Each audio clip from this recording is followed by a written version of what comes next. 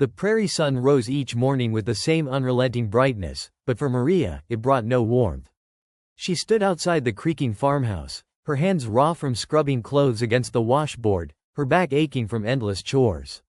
The wide sky stretched above her, beautiful and cruel all at once. Freedom was out there, across the fields and over the hills, yet she was trapped inside the walls of her own family's hatred. Maria had married young, as most women in the frontier towns did, and at first, she thought her life would be no different than the others: a husband to work the land, children to raise, and a family to share her burdens. But fate had cut her husband down too soon, leaving her a widow with little more than her 3 daughters and a household of bitter in-laws who never forgave her for what they called her failure. To them, daughters were useless mouths to feed. Sons could carry the family name, work the cattle, plow the earth, and stand tall as men of the prairie. But Maria's arms had cradled only girls, soft-haired, wide-eyed, innocent souls who clung to her skirts for protection. Instead of joy, each child's birth had been met with disappointment, mutters, and eventually fists. Her father-in-law, a hard-faced man with hands like leather, was the worst of them.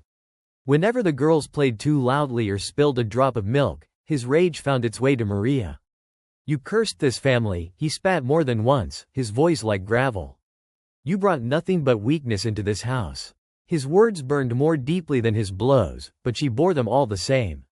Not for herself, but for the 3 pairs of eyes that looked up to her, seeking safety in a world that offered them none. The beatings always came in private, when neighbors weren't around to hear. The frontier was harsh, and folks minded their own business. Maria had tried once, years ago, to whisper her suffering to a visiting neighbor, but word had found its way back to the house, and the punishment had been swift and merciless.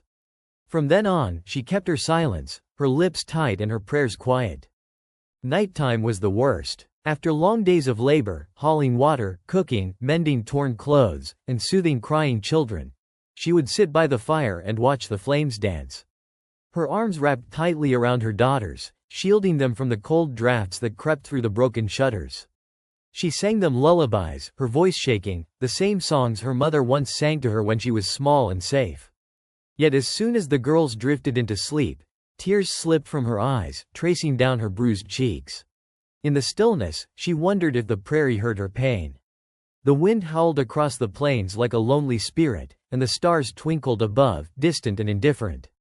Somewhere beyond that horizon, she believed, was a life where her daughters could laugh without fear, run without being scolded, and grow without shame. But here, every sunrise meant another day of survival, another day of enduring the cruelty of those who should have been her protectors. Despite it all, Maria carried herself with a quiet strength. She did not strike back, though her heart burned with the instinct to shield her girls. She did not cry out when blows fell, because she would not give her tormentors the satisfaction of her screams. And though her body bore marks of their hatred, her spirit held onto something stronger: hope. Hope that one day, someone would see her daughters for the treasures they were. Hope that the prairie, vast and wild, might carry her prayers to a set of ears willing to listen. For now, though, Maria was alone in her fight. Alone against the bitterness of her family. Alone against the world that judged her worth by the sons she never bore. Alone in the belief that her daughters, fragile though they seemed, were not curses but blessings, gifts of love that deserved to shine. What she didn't yet know was that far beyond those fields, a cowboy's heart was aching with its own kind of loneliness, and the winds of fate were already carrying her prayers in his direction. The town of Red Creek was the kind of place where everyone knew everyone else's business, at least, the parts they wanted to know. Dusty streets stretched between the saloon, the blacksmith's forge, and the mercantile. Wagons rattled by, dogs barked, and the prairie wind carried with it the sharp scent of horses and leather. It was into this familiar rhythm that Ethan Callahan rode back one early autumn afternoon. His horse, a weathered bay named Whiskey, carried him slowly down the main street, hooves thudding against the packed earth. Ethan had been gone a long time, years spent drifting from ranch to ranch, taking cattle drives that stretched for months, never putting down roots. He had once thought he could outrun his past that way, but memories of his late wife clung to him no matter how many miles he traveled. She'd been taken too young, illness, swift and cruel. Ethan had buried her with his own hands under the cottonwood tree by their little homestead, and after that, he couldn't bear to stay. He left everything behind, throwing himself into work and wandering, a cowboy without a home. But as he grew older, the silence of the trail weighed heavier than the clatter of hooves. The campfires burned colder, the nights longer. And so, he turned his horse back toward Red Creek, though he wasn't sure what he was searching for. The saloon doors creaked as Ethan pushed his way inside.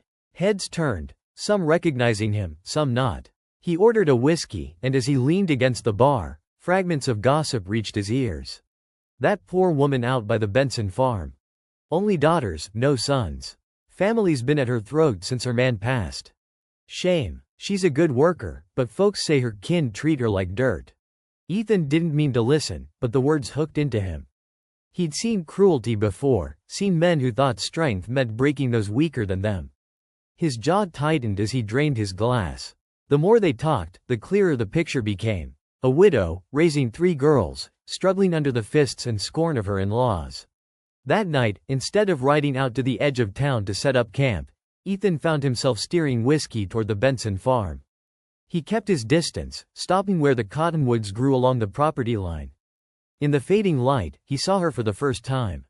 Maria. She stood in the yard, her hair loose and catching the last rays of the sun like strands of burnished copper. Her dress was plain and worn, but she carried herself with quiet dignity as she bent to scoop up a child, one of the little girls who had been chasing after a chicken. The girl laughed, the sound high and sweet, though it was quickly hushed by Maria's soft voice, likely warning her not to be too loud.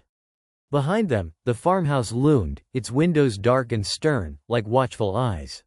Ethan felt something stir deep inside him, something he hadn't let himself feel in years. Not pity, not exactly, but recognition. He knew the weight of loss, the ache of loneliness.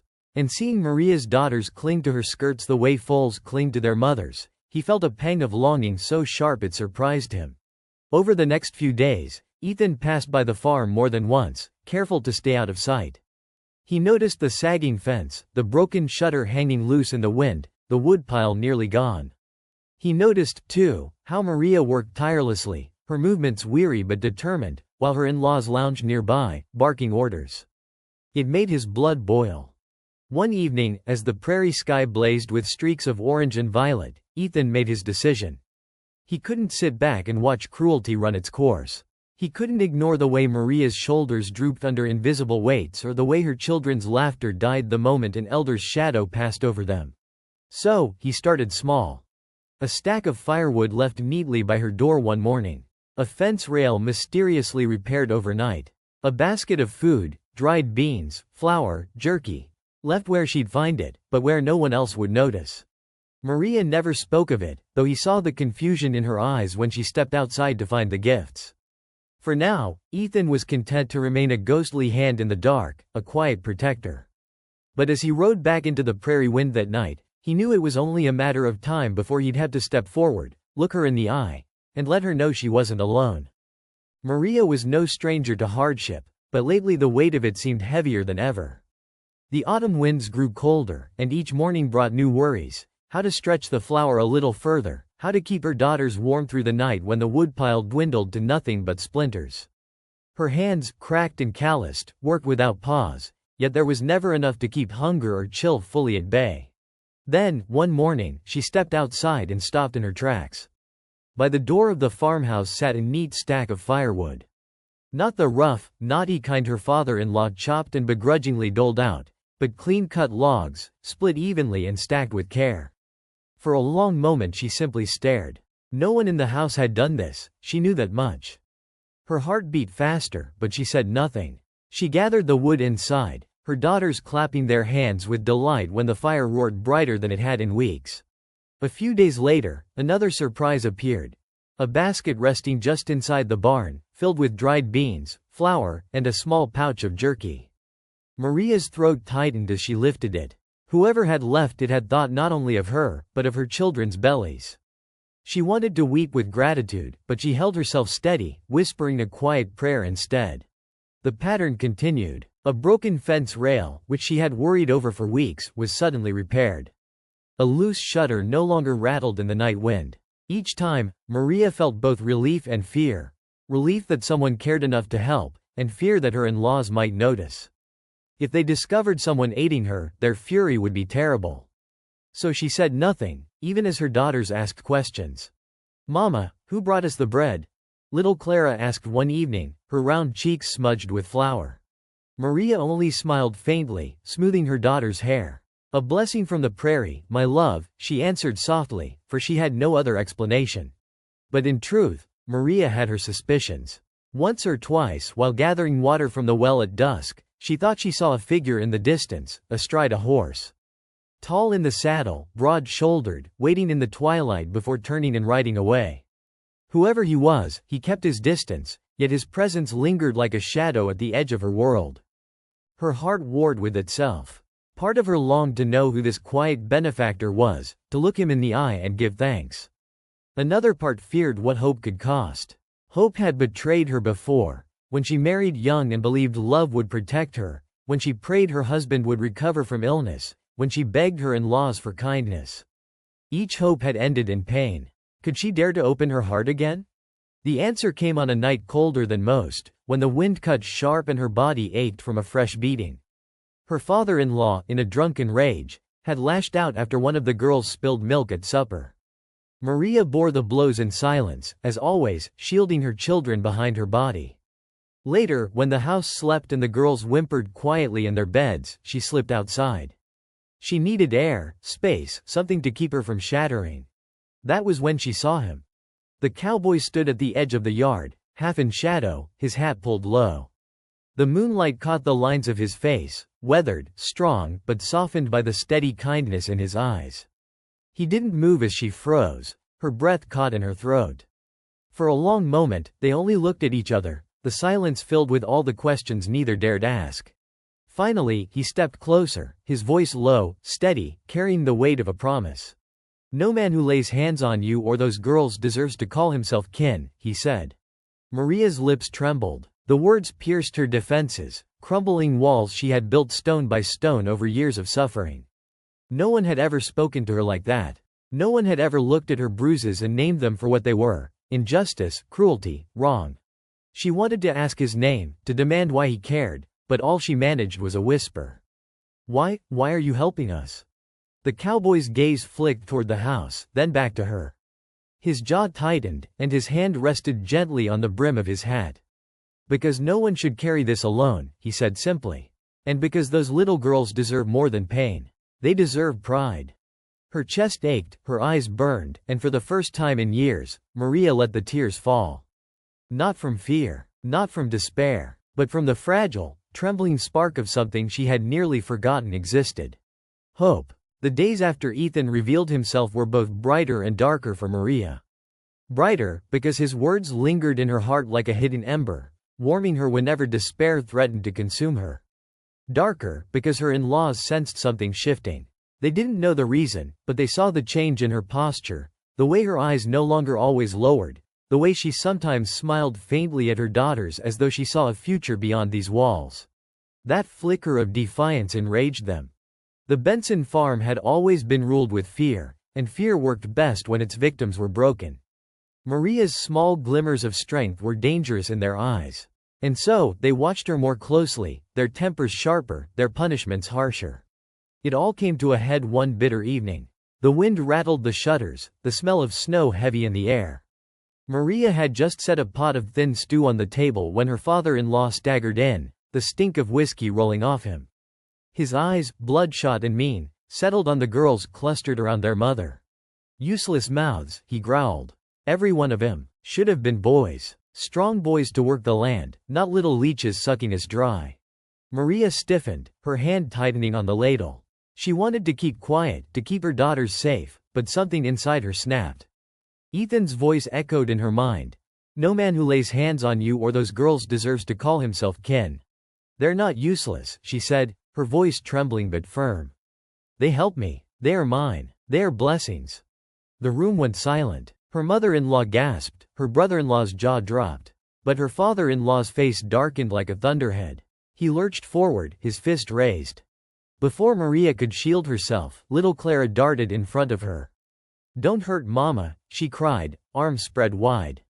The old man froze, then snarled, Out of my way, girl, or I'll send you to the orphanage where you belong. All of you. We'll rid ourselves of the burden once and for all." The threat hit Maria harder than any blow. Take her daughters? Cast them out into a world already cruel to women and girls? She surged forward, shoving Clara behind her. "Over my dead body," she spat, her voice raw with fury. The old man raised his hand again, but before it could fall, the front door slammed open with a force that shook the house. Ethan stood in the doorway, broad-shouldered and unyielding, the cold night swirling in behind him. His eyes locked on the scene. Maria, defiant but trembling, her daughters clutching her skirts, the drunken patriarch with his fist raised high. "That's enough," Ethan said, his voice low and deadly calm. The room froze. The fire popped in the hearth, casting shadows across the walls. Maria's heart pounded, torn between terror and relief. Her father-in-law sneered, trying to mask his unease. "This ain't your business, cowboy. Get out before you regret stepping foot in here." Ethan took one step inside, then another, his boots striking the floor like drumbeats. He stopped just a few feet away, his presence filling the room. "It became my business the moment you raised your hand against them," he said. His gaze swept over the old man, then flicked to Maria's brother-in-law, who shifted uncomfortably under the weight of it. "You want to fight someone? You fight me, but touch them again, and you'll answer for it." The old man's bravado faltered. He blustered, cursed, spat, but Ethan didn't move, didn't blink. His silence, his sheer certainty, was more threatening than any shout. Finally, the patriarch lowered his hand, grumbling and backing away. Maria's knees nearly gave out, but Ethan's steady presence held her up. He turned to her then, his expression softening. "You don't have to endure this anymore," he murmured. "Not you, not the girls." Her daughters peered up at him with wide eyes, sensing the shift in the air. Maria felt the walls of her prison crack wide open. The fear still lingered, yes, but behind it, something stronger was rising. Courage. For the first time, she believed escape was possible. And it stood before her in the form of a cowboy who had chosen not to turn away. The night after Ethan's confrontation with Maria's in-laws passed in uneasy silence. No more blows were struck, no more threats spat, but the air inside the Benson farmhouse was thick with fear and bitterness. Maria hardly slept, her daughters pressed close to her beneath the worn quilt, as if clinging to her heartbeat. Every creak of the floorboards, every mutter from the other room, kept her on edge. Yet one truth pulsed steady in her chest. Ethan was out there. Watching. Protecting. By dawn, she rose, her body weary but her spirit strangely lighter. She led her daughters outside to gather water, and there he was, waiting at the fence, his hat in his hands, his horse grazing quietly beside him. He looked as though he'd been there all night, standing guard against the shadows that haunted her.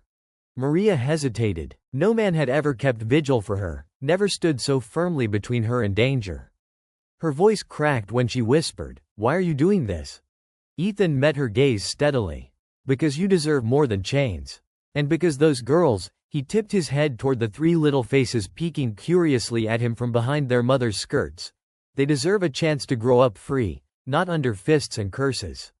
Tears welled in Maria's eyes, but this time she did not hide them. She dropped her bucket, pulled her daughters close, and for the first time allowed herself to believe escape was possible. Later that day, when her in-laws began another tirade, Ethan returned. This time not as a shadow at the edge of her world, but as a man standing openly at her side. His voice was calm but unyielding. "She and the girls are coming with me. You've lost the right to call them family." The patriarch blustered and raged, but Ethan's hand rested near the butt of his revolver, and the steel in his eyes told them there would be no victory here. At last, muttering curses under their breath, the Benson family let them go. Maria gathered what little she owned, threadbare clothes, a few quilts, a small carved wooden doll her late husband had whittled for their eldest.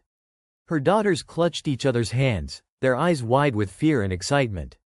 As they stepped out of the house that had been both shelter and prison, Maria felt the weight of years lift from her shoulders. The prairie stretched before her, vast and untamed, and for the first time, it looked less like a cage and more like a promise. Ethan helped them onto his wagon, his movements gentle, almost reverent. When the girls fidgeted nervously, he crouched to their level, removing his hat with a solemn bow. "Ladies," he said with a crooked smile, "out on my ranch, you won't be burdens. You'll be blessings. And if you'll allow me, I'll raise you proud and strong, queens of the prairie." The girls giggled, their fear breaking into shy smiles. One by one, they nodded, the words sinking into hearts that had only known rejection. Maria's tears fell freely now, her hand pressed over her mouth as if to hold in the flood of gratitude. The journey to Ethan's homestead was long but filled with quiet joy. The girls leaned against each other in the wagon, whispering about what it meant to be queens. Would they wear crowns of wildflowers? Ride horses across the plains? Maria listened, her chest swelling with a fragile, beautiful hope. When they finally arrived, Ethan showed them the small ranch he had built years before. It was simple but sturdy, with a warm hearth and wide pastures where cattle grazed under the open sky. He guided Maria inside, showing her the kitchen, the loft where the girls could sleep, the garden plot ready for spring planting. Maria ran her hand along the wooden beams, marveling at the care he had poured into every corner. For the first time in years, she felt safe.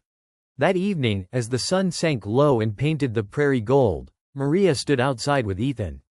Her daughters played nearby, chasing each other with laughter that rang clear and unafraid. The sound pierced her heart, a melody she hadn't dared dream of hearing again. She turned to him, her voice thick with emotion. "I don't know how to thank you." "You don't owe me thanks," Ethan replied softly. His gaze lingered on the children, then on her. "Just let me stand with you. Let me be the man who proves to them, and to you, that love is stronger than cruelty." Maria swallowed hard, the weight of his words sinking deep.